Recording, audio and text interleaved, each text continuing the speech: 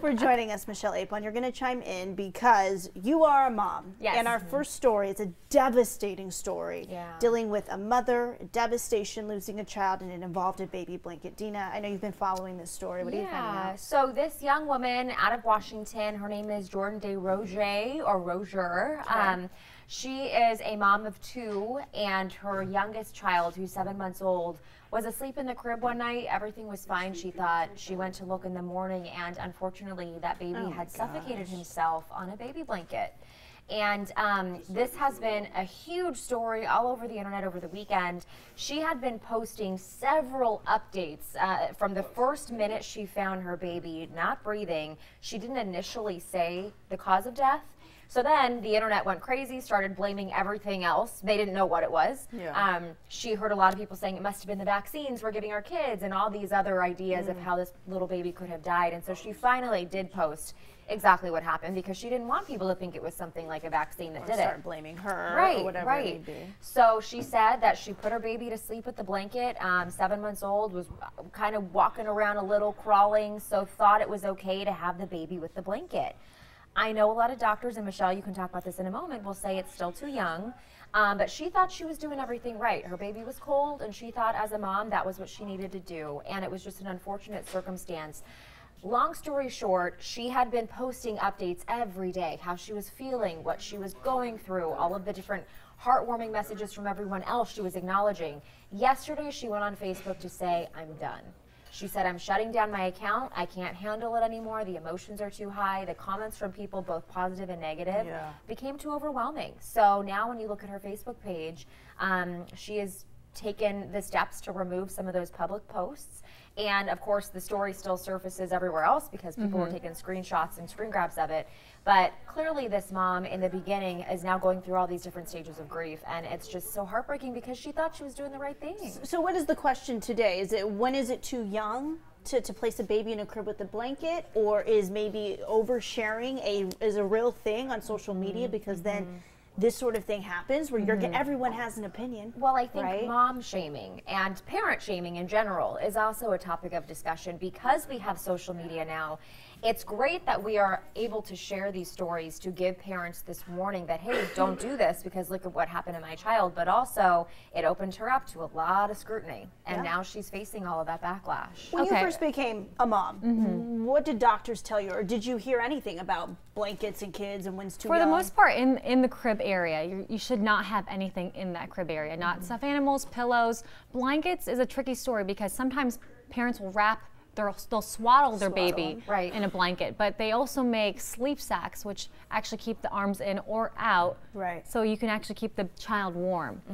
I think in this case, it's one of those unfortunate situations where this kid was probably wrapped in a blanket just to keep the kid warm, but at the same time, it probably became unraveled versus how adults keep the blanket just flat on top of them. I don't think kids at 7 months, they don't have the body strength to either get themselves out in a dangerous situation or if they're in a blanket, maybe they were too hot and they were trying to get out. But I think at that age, it's very hard because they're starting to roll over and they don't know their own body strength. So I think that was the issue in this case.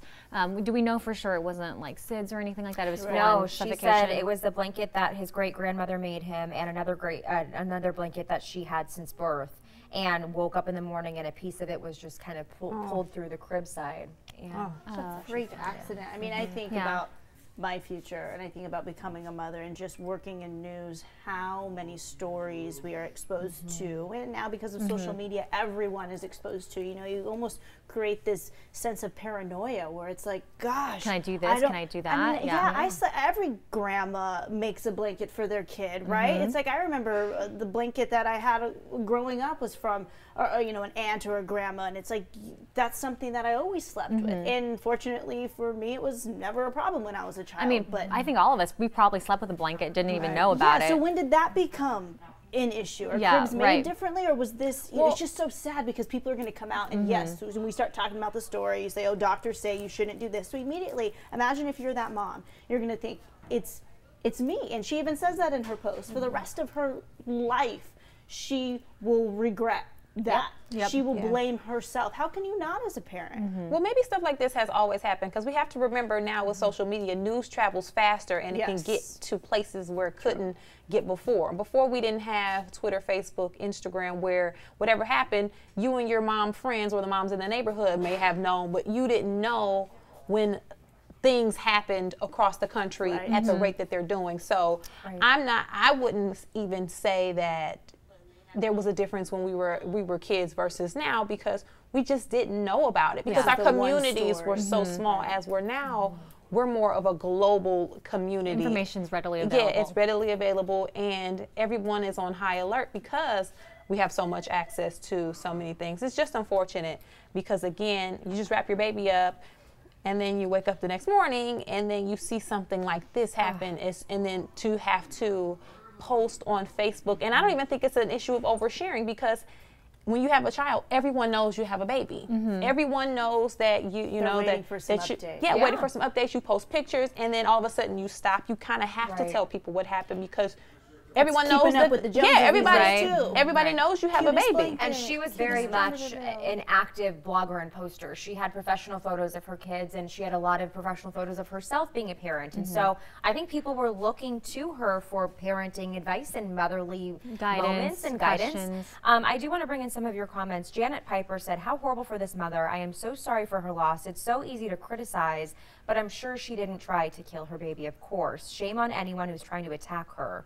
Rest in peace, little one." And that's where you see how the internet can turn something so tragic into an even bigger emotional pointing fingers. Yes, for these poor parents. Yeah, and for this child and for the mom, I would assume, and I say this, I have a friend who lost a baby recently, and her whole point in coming out and revealing her story and starting a website and everything is to create awareness, and so that her baby's life wasn't taken in vain, you know, so that there is some legacy, so that they continue to talk about him. And in this case, maybe that's what mom was doing. She, you know, this is a warning. This is a warning to parents out there. Just consider not wrapping your child in the blanket, because he or she may not survive. They're just not strong enough so to sad. do And what was she supposed to do? You know, like, I'm still stuck on the whole sharing thing. Like, what was she supposed to do? Not say anything? She had a, like,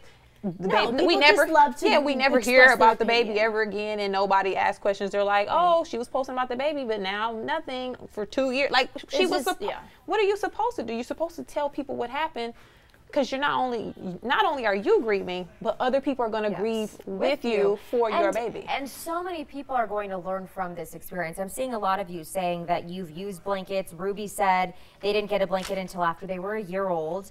But then I'm also seeing Kathy Bradford. I use blankets with all my girls. Their mother did nothing wrong. Feel terribly for her. And so, I mean, there are quote unquote manuals, if you will, for parenting. There are books. There are things that your doctor can tell you. But when it's your child and you think you're doing what you want best for your kid, if it ends terribly like that, I mean, but this last post that I saw her write yesterday, it just shook me, because she said, you know what? I cannot. And for so long, that was an important decision for her. Yes, and for so long she'd been so emotionally vulnerable, but also strong in the same way when she was posting all of these updates. And yesterday's, it was like, this is it. I've gotten a lot of criticism, and it's too much. And so your heart hurts for the woman. But and in the digital age, we all need to just step back for a moment and understand what social media etiquette is. And when a parent, and in my opinion, I mean, I don't think there's a social media etiquette book or set of rules out there yet. But in my opinion, just having social media has been such a part of my life since an early age, it's when a parent comes out, and especially during a loss, you don't insert your opinion on how they need to parent. I'm not a parent yet, so I would never even insert my opinion for that reason. But they're dealing with a loss. I mean, just think about that. And they're trying to share information. Just have some decency. I think advice is always welcome, but the parent's going to do whatever they are going to want to do. Right. And again, for that mom, we are so sorry.